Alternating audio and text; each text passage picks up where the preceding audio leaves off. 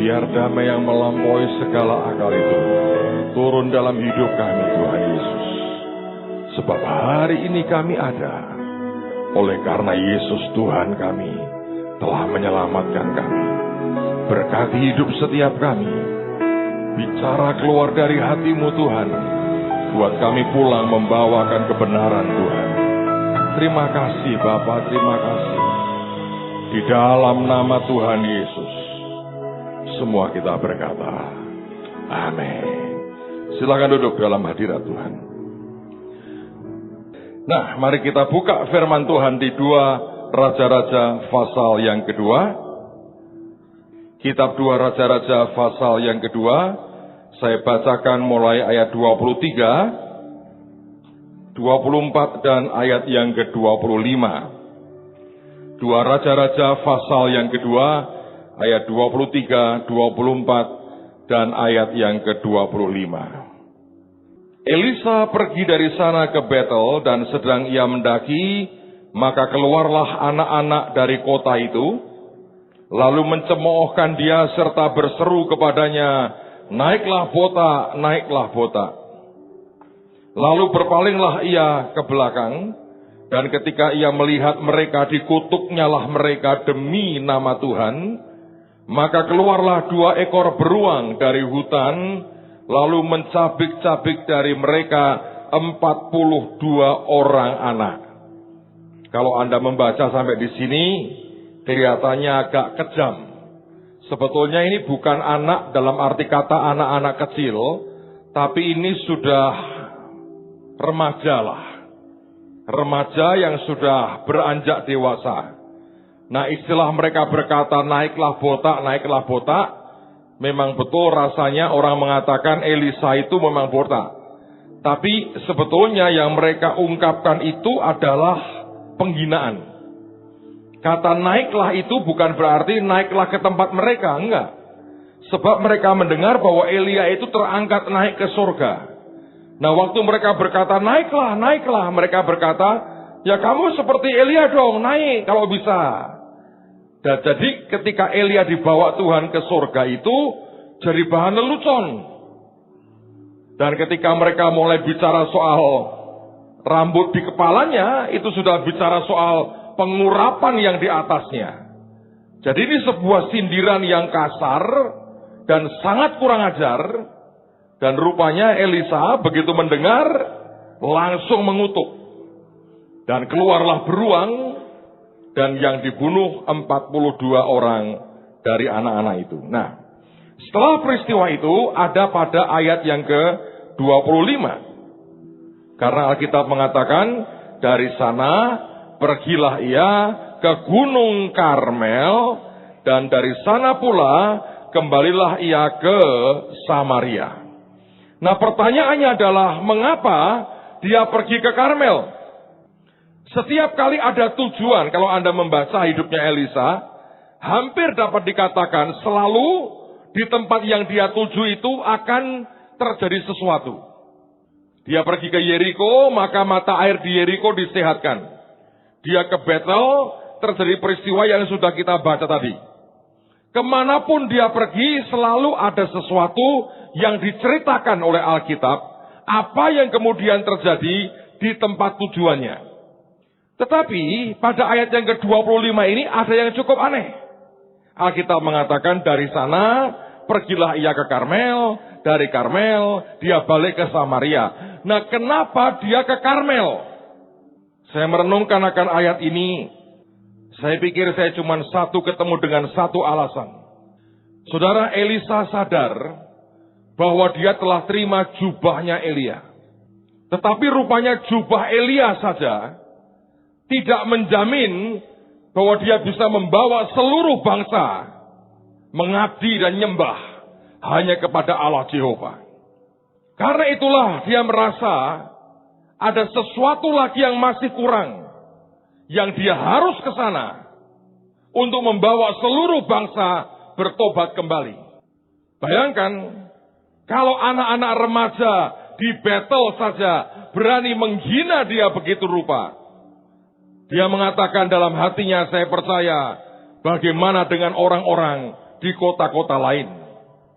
Lalu ini yang saya tangkap, dia ingat sebuah peristiwa di mana Elia dalam satu hari membawa seluruh bangsa berbalik kembali kepada Tuhan. Dan itu terjadi di Gunung Karmel. Maka saya percaya dia seperti berkata, aku butuh pengurapan yang di Karmel. Aku butuh kelengkapan yang di Karmel. Untuk melengkapi aku membawa bangsa ini kepada Allah Jehova dan tidak menyembah kepada yang lain. Saya percaya karena alasan itulah sebenarnya dia balik ke Karmel. Nah sekarang pertanyaannya adalah apa yang dibuat Elia di Gunung Karmel pada waktu itu sehingga membuat seluruh bangsa berbalik ke Tuhan. Saya mau ajak Anda melihat sekarang di 1 Raja-Raja pasal yang ke-18. Dan ketika saya baca akan ayat-ayat ini, saya pikir saya menemukan 3 alat yang namanya mezbah. Yang kedua menurut saya adalah cangkul. Dan yang ketiga adalah pedang. Dan saya mau berkata buat saudara, kalau 3 ini Anda miliki, hidupmu akan dipakai Tuhan dengan dahsyat. Anda akan hidup dalam sebuah keutuhan yang ajaib sekali. Nah, di rumah tolong Anda baca mulai ayat-ayat awal. Tapi pagi hari ini mempersingkat waktu, saya mau ajak Anda melihat di pasal 18, 1 Raja-Raja 18, mulai ayat yang ke-31. Ini ceritanya Elia berhadapan dengan nabi-nabi Baal, dan kemudian ketika nabi Baal berseru kepada Baal, tidak ada apapun yang merespon. Dan sekarang bagian daripada Elia. Saya percaya story inilah yang memberikan inspirasi kepada Elisa untuk dia balik ke Gunung Karmel. Alkitab berkata, lihat pada ayat yang ke-31. Kemudian Elia mengambil 12 batu menurut jumlah suku keturunan Yakub. Kepada Yakub ini telah datang firman Tuhan, engkau akan bernama Israel. Ia mendirikan batu-batu itu menjadi mezbah demi nama Tuhan dan membuat sebuah parit sekeliling mezbah itu yang dapat memuat 2 sukat benih. Ia menyusun kayu api, memotong lembu itu dan menaruh potongan-potongannya di atas kayu api itu. Sesudah itu ia berkata, penuhilah 4 buyung dengan air dan tuangkan ke atas korban bakaran dan ke atas kayu api itu. Kemudian katanya, buatlah begitu untuk kedua kalinya. Dan mereka berbuat begitu untuk kedua kalinya. Kemudian ia berkata, buatlah begitu untuk ketiga kalinya. Dan mereka berbuat begitu untuk ketiga kalinya. Sehingga air mengalir sekeliling mezbah itu. Bahkan parit itu pun penuh dengan air. Kemudian pada waktu mempersembahkan korban petang, tampillah Nabi Elia dan berkata, ya Tuhan Allah Abraham, Ishak dan Israel, pada hari ini biarlah diketahui orang bahwa engkaulah Allah di tengah-tengah Israel, dan bahwa aku ini hambamu, dan bahwa atas firman-Mu lah aku melakukan segala perkara ini. Jawablah aku, ya Tuhan, jawablah aku, supaya bangsa ini mengetahui bahwa engkaulah Allah, ya Tuhan. Engkaulah yang membuat hati mereka tobat kembali. Lalu turunlah api Tuhan, menyambar habis korban bakaran, kayu api, batu dan tanah itu. Bahkan air yang dalam parit itu habis dijilatnya. Ketika seluruh rakyat melihat kejadian itu, sujudlah mereka serta berkata, Tuhan dialah Allah, Tuhan dialah Allah. Kata Elia kepada mereka, tangkaplah nabi-nabi Baal itu. Seorang pun dari mereka tidak boleh luput. Setelah ditangkap, Elia membawa mereka ke Sungai Kison dan menyembelih mereka di sana. Saudara, ada 3 hal yang dibuat atau ditangkap oleh Elia peristiwa Gunung Karmel ini. Yang pertama, dia membangun kembali mezbah yang telah runtuh. Kalau kita ingin hidup dalam anugerah Tuhan, kalau kita ingin hidup dalam perkenan Tuhan, Kalau kita ingin hidup dalam blessing Tuhan, maka selalu Anda harus bangun mezbah hidupmu masing-masing. Ada banyak di antara kita mungkin yang hari ini mezbahnya sudah rusak, Anda perlu perbaiki. Ada banyak orang ketika di awal dia ikut Tuhan, dia begitu antusias, dia mencintai Tuhan, hidup doanya luar biasa, hubungan dengan Tuhannya ajaib, dia suka nyembah Tuhan, dia suka baca firman. Tapi kemudian oleh karena banyak hal, semua makin lama makin luntur, dan akhirnya hilang, dan tidak ada bekasnya lagi. Saya mau berkata buat saudara, fondasi yang paling utama buat hidup kita, Anda tetap berdiri di hadapan Tuhan adalah bangun mezbah hidupmu. Karena mezbah itu akan membuat hubunganmu dengan Tuhan akan terus berjalan. Setiap pagi engkau duduk, engkau diam, engkau merenung, engkau menyembah Tuhan, engkau hadapkan hidupmu kepada Dia. Itu merupakan cara yang paling ajaib. Dan setiap kali ada orang membangun mezbah dalam hidupnya, dia naikkan penyembahannya, dia naikkan doanya. Ketika Tuhan hadir dengan luar biasa, sesuatu akan terjadi. Saudara, saya ingat sekian puluh tahun lalu mungkin. Pada waktu itu, gereja Betani lagi booming di seluruh Indonesia. Dan mereka mengalami akan kegerakan yang dahsyat sekali. Di zaman itu kalau setiap kota ada dengar nama Betani mau buka, wah, hampir semua pendeta meriang, saudara. Karena mereka sudah membayangkan sebagian jemaatnya akan berbondong-bondong pindah ke sana di zaman-zaman itu. Nah, satu hari saya lagi selesai pelayanan di Surabaya, saya sendirian pada waktu itu, dan saya di airport di Juanda. Mau pulang ke Semarang, dan seperti biasa, delay, saudara. Ya, saya tunggulah mau bagaimana lagi. Tiba-tiba ketika saya lagi nunggu, masuk satu orang saya lihat dari jauh. Modelnya saya ngerti ini. Dan seperti yang saya tebak, beliau adalah Pak Alex Abraham. Setelah lewat X-ray, dia masuk. Sendirian juga, dia duduk di situ menunggu pesawat. Saya merasa saya lebih muda, saya samperin beliau. Wah, dia senang, ada teman ngobrol. Saya bilang, Pak Alex mau kemana? Oh, saya mau ke Jakarta. Ada istri pendeta yang meninggal dunia, saya mau layat di sana. Lalu kemudian kami ngobrol.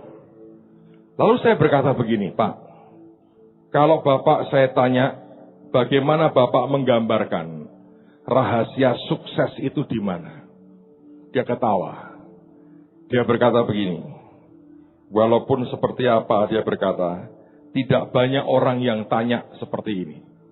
Banyak orang hanya mengagumi, tapi tidak pernah berani tanya to the point seperti kamu. Saya bilang, ya buat saya nggak ada gunanya, Pak. Kalau saya hanya mereka-reka, menebak-nebak, saya pengen dengar dari mulut Bapak dan hati Bapak. Menurut Pak Alex, rahasia sukses itu di mana? Well, tentu kita bisa mengatakan, ya sukses kan tidak harus besar, Pak. Whatever. Pokoknya menurut saya beliau ini orang yang berhasil. Di banyak aspek, banyak segi yang dikerjakan jadi ajaib. Saya mau tahu itu. Ada orang yang belum diberi dijawab, sudah ribut. Apa definisi sukses? Ya sanalah buat seminar 3 hari 3 malam. Saya mau mencapai keberhasilan Tuhan aja. Tidak usah repot banyak ngomongin teori. Dan akhirnya dia berkata begini. Kamu kan dengar pengajaran tabernakel. Ya, saya bilang. Tabernakel itu ngajar tentang kemah Musa, saudara. Kalau Anda ngerti, ada bagian halaman, bagian ruang suci, terus bagian apa? Ruang maha suci. Saya ngerti itu dari zaman bertobat. Karena almarhum Pak Damaris itu kalau ngajar, mesti gambar tabernakel. Dan tiap tabernakel itu ada benda-bendanya. Itu bisa ditafsirkan begitu hebat. Benda demi benda, warna demi warna. Pokoknya sampai istilahnya jelimet nih, saudara. Kalau Anda ikuti itu teachingnya tabernakel, jelimetnya luar biasa. Lalu kemudian dia berkata begini. Ini ya, orang-orang itu mulai masuk dari mana? Ya halaman lah, Pak. Iya, kebanyakan begitu. Dari pintu. Pintunya kalau nggak salah ada 4 warna atau 4. Itu lambang Matius, Markus, Lukas, Yohanes. Ya, pokoknya kalau kalau ahli nerjemahkan gaya tertentu itu bisa tiap hal dibahas, saudara. Sampai mumet. Dan kita tidak tahu harus mengerjakan apa. Ini adalah simbol ini, warna ini, warna ini. Luar biasa. Nanti ada bokor ini, ada mesbah ini, ada ini, segala macam tuh. Saya nggak terlalu paham detailnya. Yang saya tahu cuma 3. Halaman, ruang suci, ruang maha suci. Lalu beliau ngomong begini. Semua orang dari halaman bawa domba, bawa sapi, bawa lembu, disembelih dulu. Jadi urusannya sama binatang, bau darah, bau amis. Lalu dia berkata begini, yang lain biarkan di halaman repot-repot. Saya langsung nerobos masuk ruang maha suci. Saya bilang, loh kok bisa ya? Gak bisa dong Pak, saya bilang. Kan semua dari pintu, dari mana? Nek ngono, nek ngerti dalannya bisa katanya. Bapak saya kurang baca Alkitab ya. Ada pintu rahasia menuju ke ruang maha kudus. Saya masih gak ngeh, saudara. Saya kejar, saya bilang, Pak, bisakah? Langsung terobos. Bisa, katanya. Nah, itu aku diajari. Nah, itu rahasiaku, katanya. Makanya saya tanya. Terus dia bilang, ya, kamu bersyukur nih. Kamu ketemu aku, tak ajari caranya. Mana, Pak, ayatnya ada tempat pintu kecil nerobos. Lalu berobos di kolong. Nembul di ruang maha kudus. Ada tabut perjanjian. Lah, ketemu Tuhan di sini. Yora ono ayatnya. Lah Pak Alek kok bisa bilang itu bisa langsung ke ruang maha kudus? Terus dia mandang dengan serius. Tangannya dilepet gini. Tak sembah. Dia bilang tak sembah. Nek wis tak sembah. Nek tanganku wis ngene. Lututku tak tekuk. Hatiku sudah begini. Aku ndak mungkin di halaman. Aku pindah. Tiba-tiba aku tinggalkan semua yang lain. Aku langsung masuk ruang maha kudus. Yang lain belum ketemu Tuhan, tak temoni dulu. Yang lain masih berburu seperti Esau. Aku sudah bawa makanan seperti Yakub. Dan aku berkata, Bapak, dalam nama Yesus, hamba-Mu menghadap. Yang lain mana? Lagi berburu itu. Betoti apa, sapi, apa, enggak tahu. Tak sembah. Nah karena aku sing pertama nyembah. Dikekno aku katanya. Terus tak kantong itu. Aku keluar. Yang lain masih sana, masih teriak-teriak. Tuhan blessingku tak bagi-bagi. Jadi kan aku bilang. Kok bisa ya? Itu analogi sangat sederhana. Saudara ngerti? Mesbah itu seperti itu. Dalam dunia ini kita berhadapan dengan begitu banyak hal yang sebetulnya seperti kompetitor dalam pekerjaan. Alkitab berkata berkat Tuhanlah yang menjadikan kaya, susah payah tidak menambahinya. Kalau saudara cukup cerdas, harusnya mulai hari ini mesbahmu engkau bangun dan perbaiki. Kalau engkau sadar ada yang kurang, ada yang hilang, ada yang rusak. Ini waktunya perbaiki mesbah kita. Karena cuma itu caranya. Saya pernah cerita dengan saudara kan. Januari awal kemarin, saya ngisi TV programnya Benny Hinn. Selesai bicara di televisi, dia bilang, Pastor tolong setengah jam lagi ya baru pulang. Aku lagi nunggu satu ibu yang sakit. Dia bilang sakit kanker. Ya cukup parah. Aku mau doain dia. Dia berkata, saya lihat hidupmu punya karunia yang sama. Tolong jangan pulang dulu, bantu aku doain dia. Buat saya itu kehormatan. Sekaligus tempat untuk belajar. Saya tunggu di green roomnya dia. Dan beliau lagi bicara di program lain, taping dengan hamba Tuhan lain. Masuklah satu keluarga, bapak, ibu dengan 2 orang anaknya. Sudah gede-gede, saudara. Lalu salah satu pendetanya Benny Hinn kenalkan saya kepada mereka. Berkata ini pendeta dari Indonesia. Lalu yang ibu itu kelihatan sakit lah. Jalannya agak bungkuk gini, nahan sakit. Dia tanya, apa kamu kenal namanya Samuel Doktorian? Saya bilang, saya dulu penerjemahnya. Saya pertama ke Israel juga ikut dia. Lalu ibu ini berkata, saya keponakannya. Saya kaget, wah dunia kecil sekali. Saya tanya, di mana beliau sekarang? Ada itu di California, tapi sudah terlalu tua untuk traveling jauh. Nggak lama kemudian Benny Hinn masuk. Ngobrol sebentar, lalu kemudian dia berkata begini, ayo aku mau doain kamu. Jadi suruh duduk di kursi, Benny Hinn di sebelah sini, saya di sebelah sini. Dan dia mulai bicara dari firman, diajari firman. Terus kemudian dia bilang, ayo doa. Nah sebelum doa dia berkata, kamu tahu kenapa kamu tak beri tanggal jadwal setelah aku taping di televisi? Dia bilang, setiap kali aku di dalam pelayanan, urapan Tuhan akan turun. Dan urapan itu yang akan membuat kamu sembuh. Aku manusia, aku tidak bisa ngapa-ngapain. Pendeta Indonesia, Pastor Petrus juga nggak bisa ngapa-ngapain. Hadirat Tuhan akan mengubah segalanya. Dia cuma berdiri, dan dia berkata, come Lord Jesus. Come Lord Jesus. Dia cuma undang Tuhan Yesus. Sekian mungkin 1 menit, 2 menit, saudara. Enggak lama. Tiba-tiba saya pribadi merasa ada sesuatu yang aneh di ruang itu. Turun. Ada yang turun. Dan begitu itu turun, saya cuma nunggu. Karena saya berkata, Tuhan aku ini mau belajar. Begitu turun, dia beri kode saya. Sekarang waktunya berdoa. Kami doain ibu ini.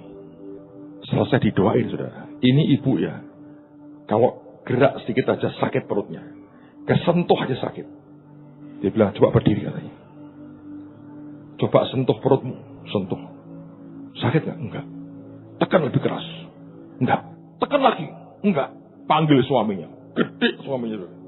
Tekan perut istrimu. Tekan saudara. Sakit gak? Enggak. Nangis. Hilang sakitnya. Di depan mata saya loh. Dan Tuhan berkata, itu hadirat Tuhan. Dari mana dapatnya? Mesbah. Hari itu ketika dia tidak langsung berkata, ayo langsung doa. Tapi ketika dia berkata, come Lord Jesus. Ungkapan doanya itu seperti dia bangun mesbah. Dan dia bilang, datang ya Tuhan Yesus. Bayangkan kalau dalam hidup Anda dan saya, setiap pagi Anda bangun pagi, dan yang pertama engkau berkata, come Lord Jesus. Engkau bangun mesbahmu. Sebelum engkau kerjakan urusan apapun yang lain, engkau bangun mesbahmu. Taruh batu demi batu. Naik di hadapan Tuhan. Setiap hari, mulai dengan dia. Saudara mau meeting penting, di mobil, Anda berkata, Tuhan, aku mau nyembah. Lepas dari semua cara mikirmu, nanti saya mau ngomong apa. Kenapa tidak bangun mesbah dulu? Lalu bangun sesuatu. Dan tiba-tiba engkau akan tahu. Ada hadirat Tuhan yang turun dalam hidupmu. Dan begitu hadirat turun, Anda bicara dengan orang. Tiba-tiba semuanya berubah. Favor Tuhan dan manusia turun dalam hidupmu. Apapun yang kau katakan, orang bisa berkata iya. Dengan cara Tuhan yang tidak pernah kau duga sebelumnya. Saudara dengerin baik-baik. Tuhan sedang kerja dengan cara yang luar biasa. Kemarin seorang teman saudara saya bersaksi. Saya tahu dari kesaksiannya, mesbah itu penting bagi hidupnya. Satu hari, ada orang datang ke dia berkata begini, Pak, tolong jualkan rumah saya 2/4. Mintanya 2/4. Satu hari dia tawarkan ke seseorang. Dia bilang 2/4 mintanya. Ada orang di sampingnya dengernya 2,4. Lalu orang ini berkata, saya carikan pembeli ya. 2,4 ya. Dia mau ralat. Siapa tahu 2,4. Dapat pembeli 2,4. Anda bisa bayangkan tuh. Dia hanya diminta jual harga 2/4. Dia jual 2,4. Di dalam Tuhan, segala sesuatu bisa terjadi. Supaya Anda diberkati. Bangun mesbah. Amen, saudara. Bangun mesbah. Tapi yang kedua, dengerin saudara. Setelah mesbah dibangun, Elia membuat parit di sekitar mesbah itu. Semalam tiba-tiba Roh Kudus berkata, nak, parit nak. Saya gunakan kata cangkul karena cangkul yang menurut saya dipakai untuk membuat parit itu. Tapi apa itu parit? Semalam kami pelajari ada hal yang menarik. Ya parit toh. Kayak selokan gitu kan kira-kira. Dan itu ukurannya 2 sukat benih. Aneh itu. Seperti selokan, tapi yang digunakan ukurannya benih. Sehingga apapun yang ditaruh itu benih. Tapi yang menarik, kata parit itu punya beberapa pengertian. Yang pertama memang saluran. Ya kayak selokan itu saluran. Ya kan? Tapi yang kedua aneh. Kata parit ini di sini artinya juga perban untuk membalut luka. Wow. Apa hubungannya kok selokan dengan perban? Ntar saya jelasin. Jadi parit itu artinya perban untuk membalut luka. Atau juga kulit yang tipis kalau Anda pernah luka, ya kan?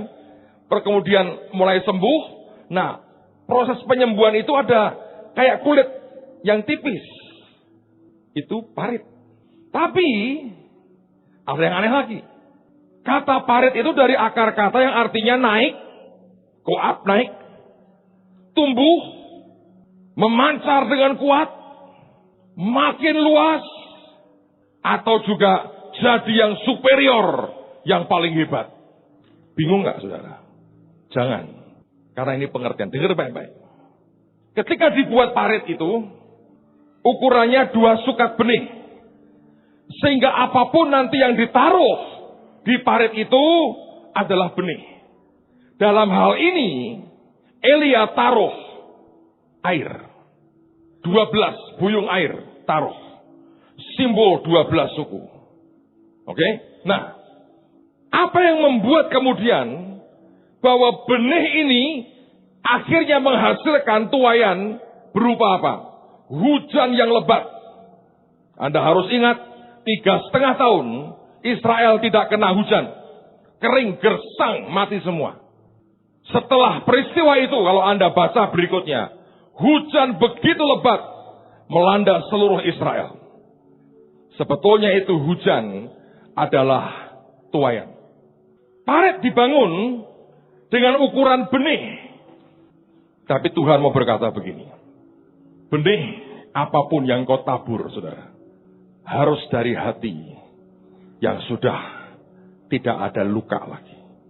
Anda ingat firman berkata, kalau engkau ingin menghadap Tuhan, selesaikan berdamailah dulu dengan saudaramu, supaya korbanmu itu berkenan di hadapan Tuhan. Anda masih ingat itu?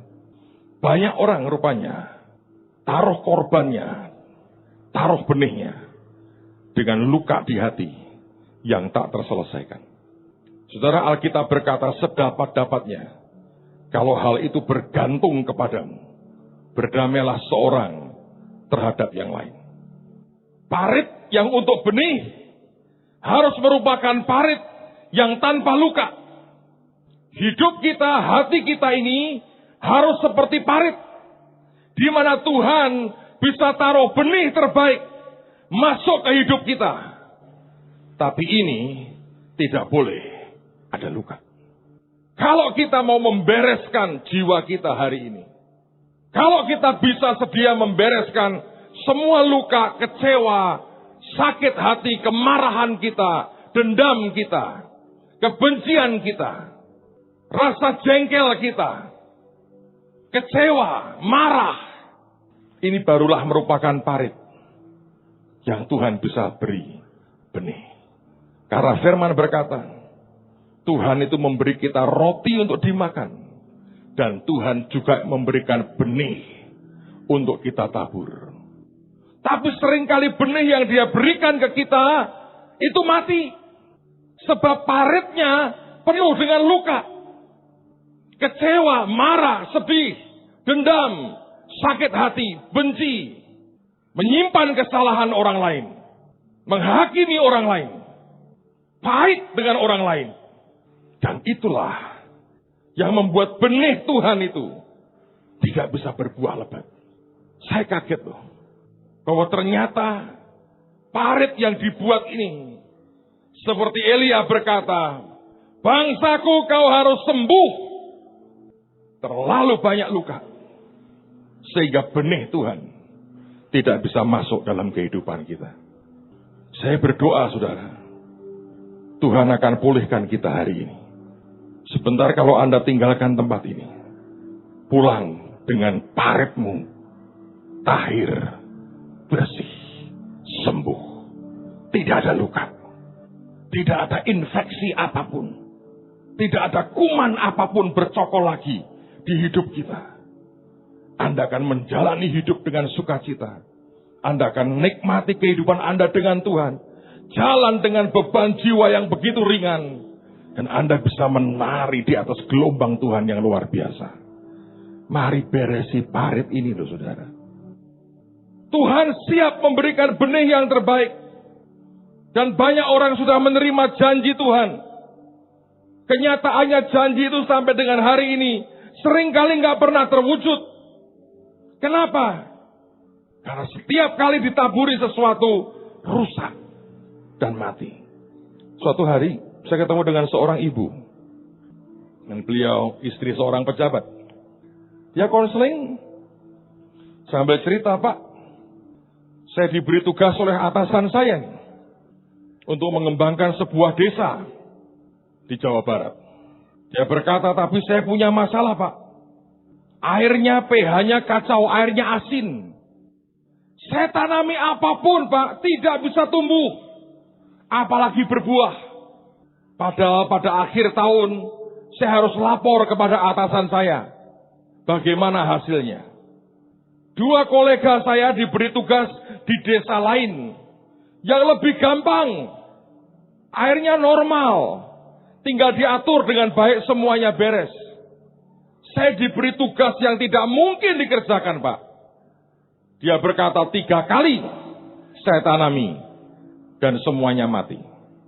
Lalu saya bilang, Bu, saya nggak janji banyak, tapi saya punya teman-teman orang-orang sakti, punya kesaktian aneh, saya bilang.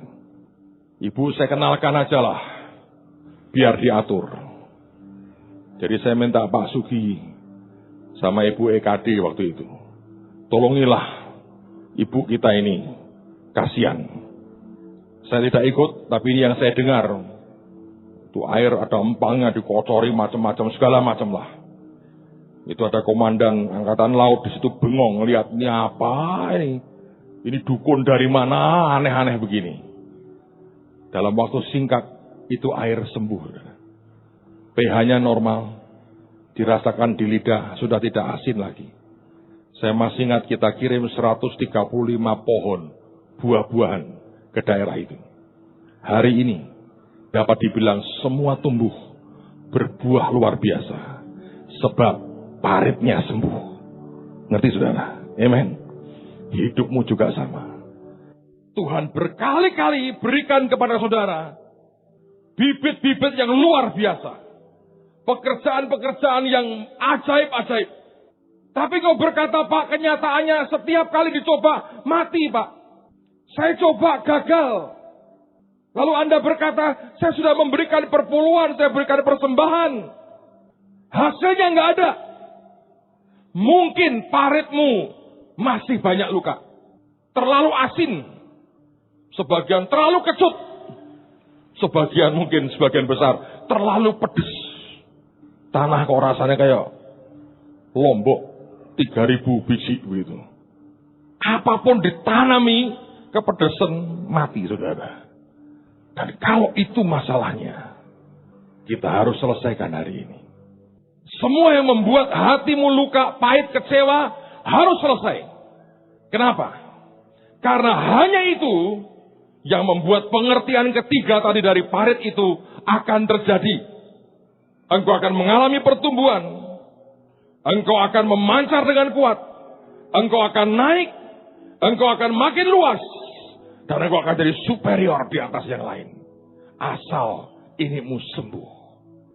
Saudara, banyak orang bertanya, bagaimana ya Pak caranya supaya apapun yang kami kerjakan berhasil?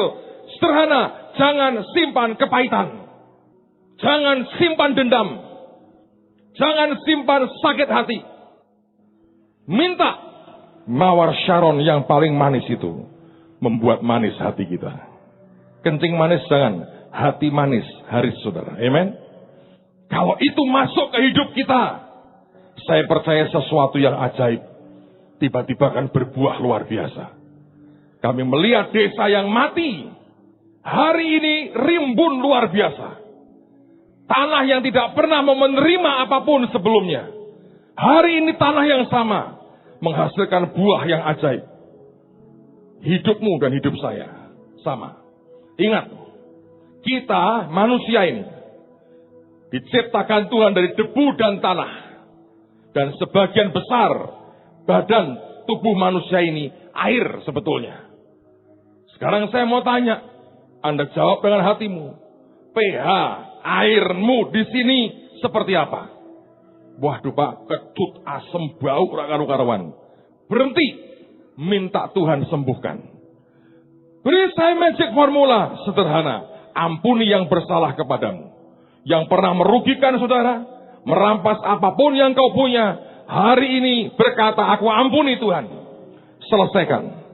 Kemanisan Tuhan akan mengalir dalam kehidupan kita. Kalau Anda simpan dendam, kecewa, marah, sakit hati, tidak ada yang bisa nolong. Dan kenyataannya sebagian besar manusia, ketika seperti tidak ada yang menolong, kita malah cenderung marah. Kalau sudah kepepet, tidak ada orang tolong kita, omongan kita sudah enggak, saudara. Wah, sekarang ini orang enggak jemaat, enggak gereja, sama saja kikir. Kata-kata itu kenapa? Karena merasa tidak ada orang yang tolong. Sementara kita diajar, pertolongan kita datangnya dari Tuhan. Tuhan bisa pakai manusia, ya saya tahu. Tapi pengharapan kita harus kepada Dia. Nah, semua yang membuat Anda kepahitan, marah, kecewa, itu yang harus dibereskan, saudara. Kalau kita tidak bisa membereskan itu, semuanya tidak akan pernah bisa tumbuh. Milikilah iman yang simple aja. Iman yang simple. Semua yang rumit dalam hidup kita, singkirin. Back to the simplicity of the Bible. Saya itu kalau lihat tiap kali buat KKR kesembuhan anak raja ini, kadang-kadang saya iri loh. Iri dengan apa? Iri dengan orang-orang yang tidak ngerti apa-apa. Bahkan nama Yesus pun harus dituntun. Yang nyembuhkan siapa? Gusti. Gusti siapa? Gusti. Gusti siapa? Pendeta. Gusti Ye siapa? Ye. Sos. Tapi sembuh. Nah, kita ini hebat toh. Ibrani, Yunani, Latin, Jerman, Prancis. Alkitabnya tebel. Membaca Alkitab, satu meja makan besar tuh, terbuka semua. 30 macam jenis. Pilek aja, rak waras-waras, saudara. Jadi saya ngomongin diri saya sendiri nih. Tanda bahwa itu sebetulnya memang karunia Tuhan yang kerja, bukan saya ini. Tapi orang-orang simple. Nanti kita lihat klipnya ya. Yang anak raja ini. Simple aja. Ada satu ibu, ada benjolan. Seginilah, sekelereng, sejempol nih kira-kira.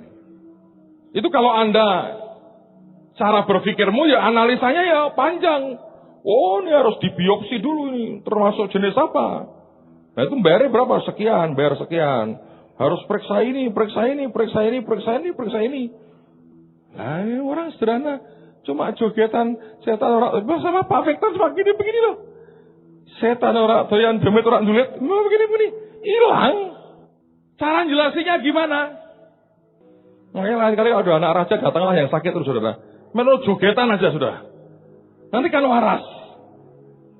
Wah saya sudah bawa dari dangdut sampai jazz sampai dansa, muter-muter orang waras. Karena ini mumet di sini, saudara. Dan yang di sini itu tidak beres. Itu masalahnya. Saya pikir kalau kita kembali kepada kesederhanaan Alkitab. Kalau saya pikir Yesus itu asik loh. Ada orang buta nih teriak-teriak, Yesus ada kesini. Panggil. Nggak ditanya, coba kamu hafal Yohanes 3:16 nggak? Nggak ada tuh. Cuma berarti kamu mau apa? Sembuh. Ya wis tokono toh. Waras tuh. Kalau kita kan enggak. Wah, ini harus dibaptis dulu di sungai banjir kanal. Terlalu banyak hal yang dikerjakan dan nggak ada hasilnya pula. Sebetulnya semua kan dari sini. Iya toh. Simple. Terus saya berdoa, Tuhan akan berikan dalam hidupmu. Nah, apa hebatnya Gunung Karmel, Pak? Coba kita lihat Ulangan 33. Kita masih bahas Ulangan 33. Ayat 19. Bangsa-bangsa akan dipanggil mereka datang ke gunung. Kalau Anda lihat di terjemahan lain ada satu kata hilang, yaitu kata Karmel. Lebih tepatnya akan berkata begini. Bangsa-bangsa akan dipanggil mereka datang ke Gunung Karmel. Ngapain? Bangun mesbah. Ngapain? Bangun parit. Untuk apa Pak parit? Menyembuhkan semua luka, kepahitan. pH hidup yang kacau. Pak, pH saya rasanya manis, asin, kecut. Nah, itu rame itu rasanya.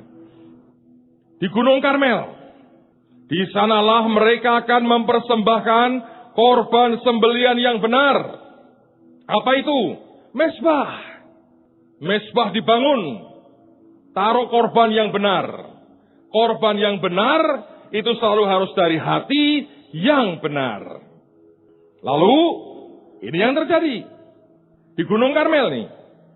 Sebab mereka akan menghisap kelimpahan laut dan harta yang terpendam di dalam pasir. Kalau Anda bangun sesuatu yang tepat di Karmel, hidupmu kayak vakum cleaner. Jangan ngomong Tuhan. Ngisep. Karmel. Saudara akan lihat itu.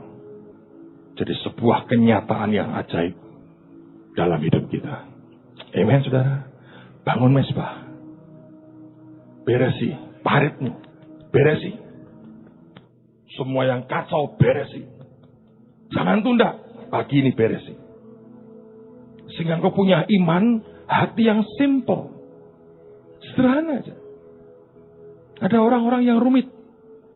Ada Alkitab berkata, ada wanita yang 12 tahun pendarahan.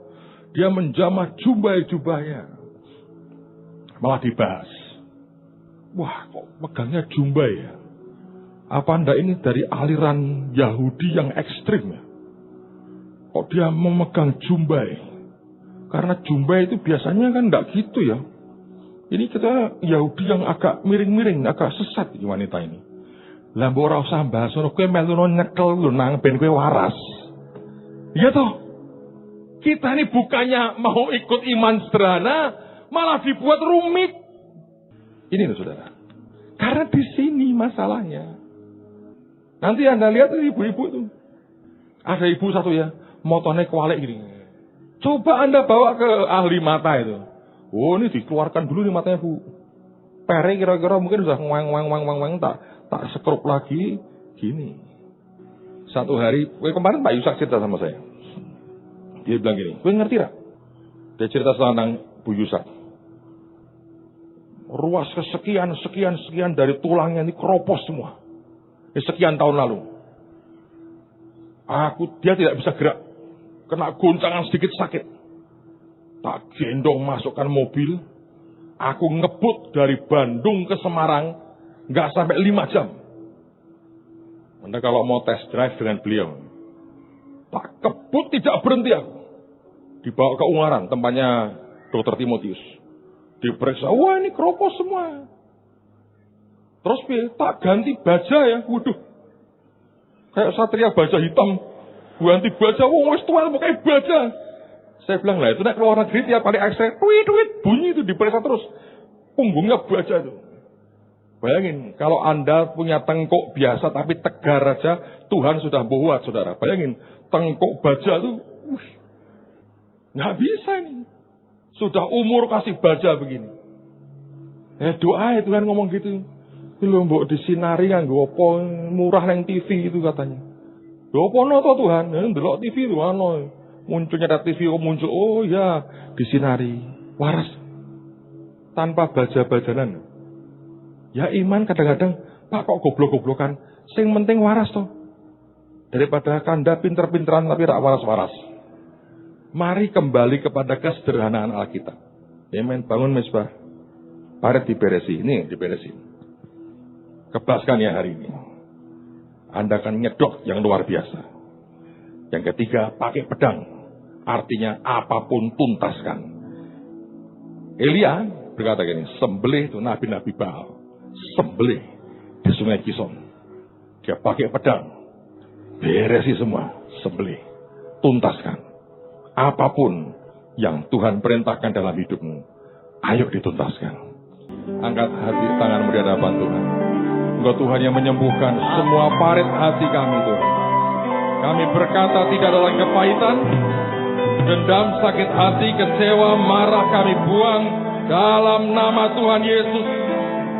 Tahir hati kami, parit hidup kami tahir dalam nama Yesus. Amin. Biar Engkau ajari kami Roh Kudus. Bangun mesbah kami. Tiap-tiap saat bersama dengan Engkau. Naikkan sesuatu yang ajaib di hadapan-Mu. Supaya blessing dari Gunung Karmel itu turun dalam hidup kami hari ini. Terima kasih Bapa, terima kasih. Engkau Tuhan yang ajaib, Engkau Tuhan yang luar biasa.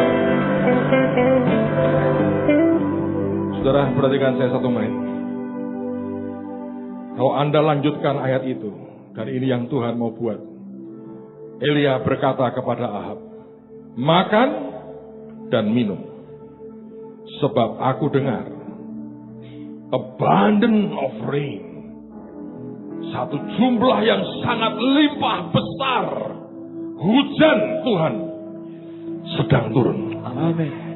Dia berkata makan dan minum. Hari Jumat nanti tanggal 29, kita ibadah jam 7 pagi, itu Jumat Agung. Kita akan makan dan minum. Tadi pagi Tuhan berkata, itu nak ayatnya, makan, minum. Sebab abundant of rain. Kata abundant artinya luber, limpah, sangat banyak. Dari blessing Tuhan sedang datang. Makan dan minum. Siapkan hatimu, terima tubuh dan darah Yesus. Hari Jumat kita perjamuan, kita makan, kita minum. Tuhan sudah mengatur kairosnya. Dia bilang, engkau bicara itu minggu depan. Makan dan minum. Abundant of rain is coming. Hujan yang lebat dan limpah sedang turun di tengah-tengah kita. Amen, saudara.